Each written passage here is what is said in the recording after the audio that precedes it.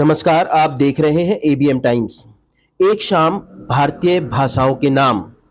रविवार 21 जनवरी को एक शाम भारतीय भाषाओं के नाम का कार्यक्रम प्रखर दृष्टि के मंच से किया गया, जिसमें न्यूज 18 के प्रचलित शो नेताजी लपेटे में के जाने माने कवि नीर गोरखपुरी और विनीत पांडे ने भारतीय भाषाओं पर अपनी बेहतरी कविताओं से श्रोताओं का मन मोह लिया।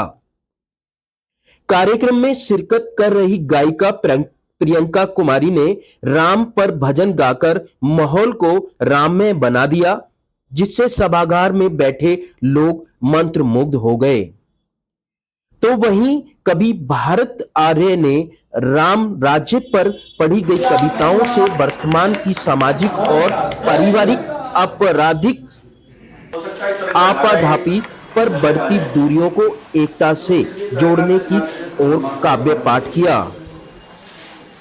इसके साथ ही विश्व के सबसे लंबे भाषाई आंदोलन के पुरोधा पुष्पेंद्र चौहान की अध्यक्षता में कार्यक्रम की शुरुआत की गई। उन्होंने भाषाई संघर्षों को लेकर अपनी बात रखी। अन्य वक्ताओं में professor RP Joshi, Lok Sabha anchor Ramveer श्रेष्ठ, अखंड हिंदुस्तान के अध्यक्ष किरण पाल त्यागी, संगीत निदेशक मुकेश पांडे, वरिष्ठ अधिवक्ता डॉक्टर संजय भाषाई, आंदोलनकारी अखिलेश गौड़, प्रोफेसर एके पांडे, दबंग दिल्ली के निदेशक मनोज स्वराजी ने अपनी बात रखी। कार्यक्रम के सहयोग देवेंद्र आर्य, निदेशक भगत जी बालूशाही वाले, भारतीय भाषा आंदोलन के संयोजक पुष्पेंद्र चौहान, लिविंग ऑर्गेन जी संस्थापक रहे।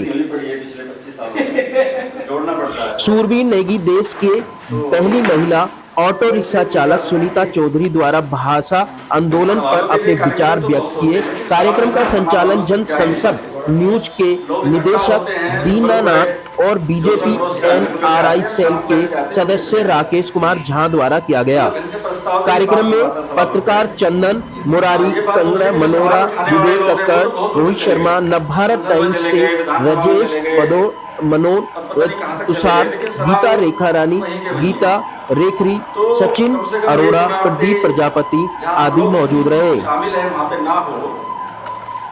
वहीं कार्यक्रम का आयोजन प्रखर दृष्टि पत्रिका द्वारा किया गया। पत्रिका के विशेष संवाददाता अर्जुन सिंह ने उपस्थित सभी व्यक्तियों का आभार व्यक्त किया और भविष्य में इस श्रृंखला को जारी रखने की घोषणा की। उन्होंने इस बात से आने वाले समय में भारतीय भाषाओं के संरक्षण पर एक बड़े आंदोलन की ओर इशारा भी किया। देखिए एक रिपोर्ट। अभी हमारे बीच मौजूद हैं नीर गोरखपुरी जी, जो सुप्रसिद्ध कवि हैं और हास्य कवि।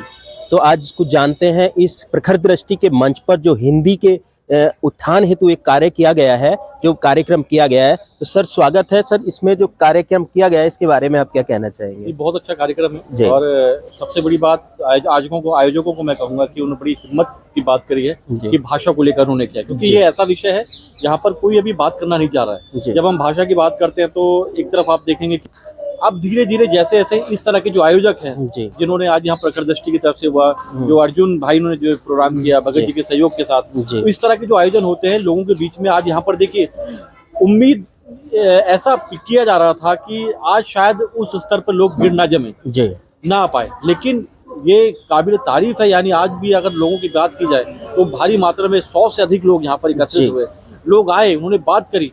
और एक चीज हमेशा देखी गई, सब व्यक्ति के जिन्होंने भी बात करी, उनके मन में कहीं ना कहीं पीड़ा ये है कि भारत में रह के, भारत को जो हिंदी में मातृभाषा कहा जाता है, हिंदी को मातृभाषा कहा जाता है, उसका कहीं ना कहीं जो चीजें लोगों के मैं चाहूंगा कि हिंदी का सम्मान होता है और बस ये है कि करवाने वाला आना चाहिए। और हम पूरी कोशिश कर रहे हैं। हम कविता के माध्यम से कवि हैं, तो देश के हर किसी भी संस्थान में जाते हैं, हम कविता पढ़ते हैं, व्यंग करते हैं। राममय माहौल है। आपके श्रोताओं के लिए मैं एक छंद देना चाहूंगा छंद के माध्यम से कि जो राम का माहौल है इसको सेलिब्रेट करिए, और जिन लोगों ने आरोप लगाए उनको सबक सिखाइए। राम जी को मानते हैं, राम युग मानते हैं, राम को जो मानते उन्हीं को अब लाएंगे। पेड़ पौधे पशु पक्षियों में भी खुशी है, देखो सारी धरा गाएगी, किसान मुस्कुराएंगे। राम जी के नाम पे विवाद जो मचा रहे, उन द्रोहियों को अब सबक सिखाएंगे। और राम जी को बोलते थे काल्पनिक जितने भी, उन सारे नेताओं को काल्पनिक बनाएंगे। तो 24 साल सबक सिखाया जाएगा, क्योंकि अभी भी ये लोग सुधर नहीं रहे हैं। और दुर्भाग्य ये है कि भारत में रहकर अगर भारत के नायक, हमारे हिंदुओं के नायक श्री राम को आने में, उनको मंदिर बनने में, उनको उनका मंदिर सौंप देने में हमें 496 वर्ष लग गए, तो ये हमारे लिए दुर्भाग्य की बात है। और अब आगे ऐसा कुछ नहीं होगा। श्री कृष्ण जी का अगला नंबर है, वो बहुत जल्द वो भी बनेगा। धन्यवाद सर, धन्यवाद।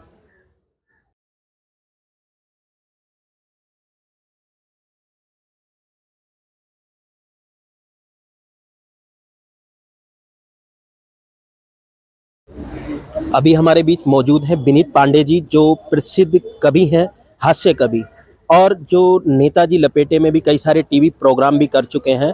तो सर, सबसे पहले स्वागत है आपका एबीएम टाइम्स में। और जो आज ये प्रखर दृष्टि के मंच से जो हिंदी के उत्थान हेतु जो कार्य किया गया है, जो कार्यक्रम चला है, इसके बारे में आप क्या कहना चाहेंगे? देखिए, सबसे पहले तो इस कार्यक्रम के आयोजकों को बहुत बहुत साधुवाद और उनका बहुत आभार प्रकट करता हूँ कि इस तरह के कार्यक्रम का विचार उनके मन में आया और उसको मूर्त रूप दिया। इस तरह के कार्यक्रम होते रहने चाहिए। देखिए, भाषा को समृद्ध बनाने के लिए और भाषा के उत्थान के लिए, चाहे वो कोई भी हो, कोई सी भी भाषा हो, अगर ऐसे कार्यक्रम से जागरूकता फैलाने का काम हो रहा है तो निश्चित ही ये एक सराहनीय कदम है।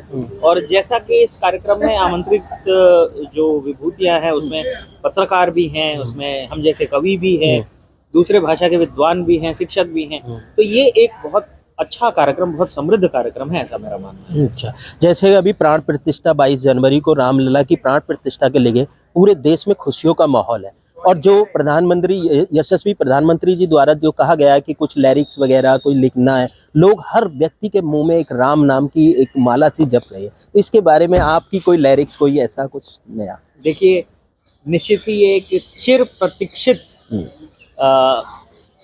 हमारा एक आयोजन है, जिसमें मंदिर का निर्माण होना और रामलला की मूर्ति स्थापित होना और प्राण प्रतिष्ठा होना, ये पूरे देश के लिए एक गौरव का विषय है, हर्ष का विषय है। और हर व्यक्ति, हर कलाकार अपने अपने ढंग से अपनी अपनी प्रसन्नता को जाहिर कर रहा है। जी, वैसे तो पूरा देश ही राममय है, लेकिन इस समय विशेष अयोध्या में क्या वातावरण होगा, जी, 4 पंक्तियां मैं आपको सुनाता हूं। जी सर। कि राम भक्त आठों याम जप रहे हैं राम नाम, बालक युवा वृद्ध राम भजन गा रहे। गली गली द्वारे द्वारे घूम घूम लोग सारे, भांति भांति फूलों से नगर को सजा रहे। लौटे थे राम जैसे उत्सव हुए थे कैसे, एक दूसरे को नगरवासी ये बता रहे। और नगरी की भव्यता को देख ऐसा लग रहा है रामलला फिर से अयोध्या को आए।